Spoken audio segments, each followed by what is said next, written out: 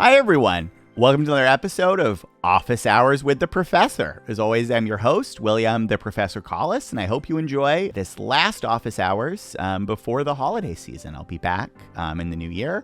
But for now, I think we're ending on a pretty fun topic. It's actually, in many ways, a sequel to last week's Office Hours. We're going to talk about the Esports Awards. So I was there in person. I actually traveled with a friend of mine, Amila, from Moss. And I was there for a number of reasons, including OXG actually had a nomination for Best Play from our Call of Duty Pro, or our former Call of Duty Pro Capicidal. We didn't win, but nonetheless, I had an absolutely amazing time out there. It was really, really great. I met a lot of great folks. Shout out to Neil Duffy, Business of Esports fan favorite. But you guys aren't here, let's be honest, for a travel blog. You're here about a podcast on our industry. So I want to cover these Esports Awards because I actually think they're important to what's happening in games and gaming. And so we're going to do that in a three-part take. First, we're just going to do the basic facts. Then we're going to do what I actually thought of the ceremonies because I think we need to do some coverage there. But then we're going to spend most of the time on why this actually matters to our industry. So let's get going. First, the facts. So pretty straightforward. These were an award ceremony taking place between December 11th, I think, through the 13th in Las Vegas.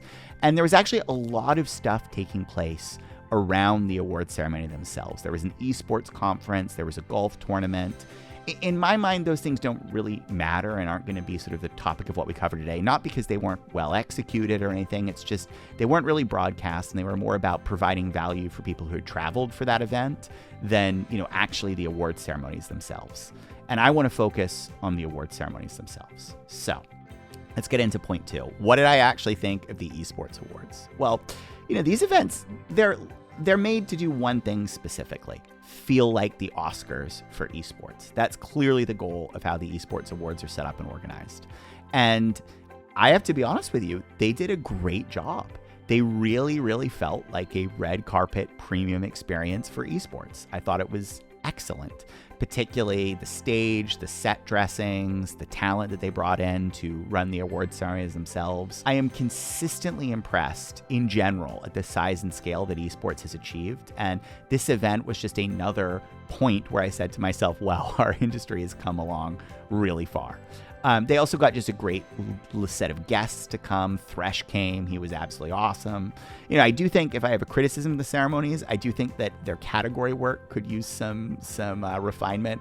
For example, you can win both Best Esports Organization and Best Esports Team, and I'm really not clear on the differences between those. But all those points aside, the bottom line is the actual ceremony itself was very good. If I had to grade it, I'd give it an A-, let's say, because I think if there's room for improvement, it's not just to mimic the Oscars, but to do things that are a little bit more uniquely esports and uniquely our industry. Okay, so there was an award ceremony for esports, and it was well organized. Why are we covering this on this podcast? What's going on? Because I think this really matters for our industry. I know Paul Dawalibi, the prophet, hates award ceremonies. I don't.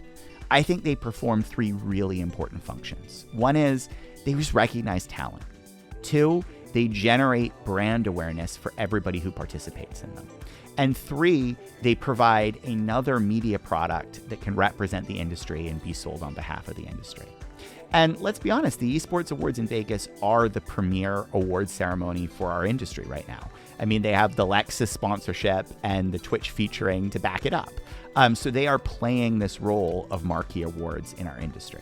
Now, of those three things I mentioned, I want to be clear. I think the recognizing talent role of award ceremonies is the least valuable, particularly in our industry where so many talents and streamers have direct pipelines to the fans.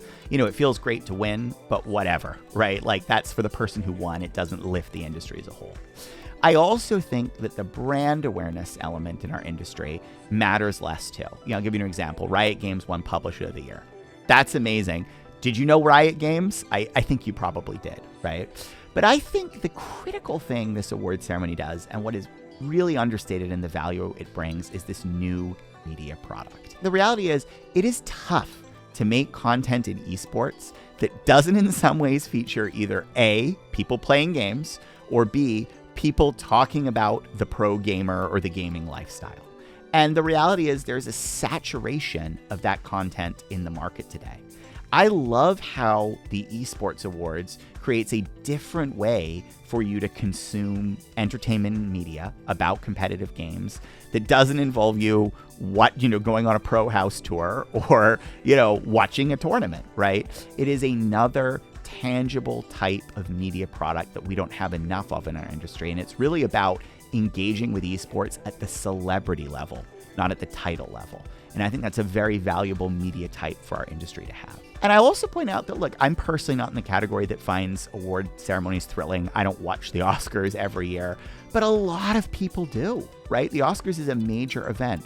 Offering this type of content not only further legitimizes esports as an industry and as a space and builds its stature, but it also broadens the type of fans that can come to the table and find enjoyment in our world.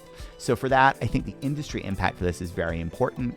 I'd give it an A- too. Again, held back from that A because I would like to see a little more truly esports elements worked into this award ceremony. But that's what I think about the Esports Awards, and I hope you learned something along the way.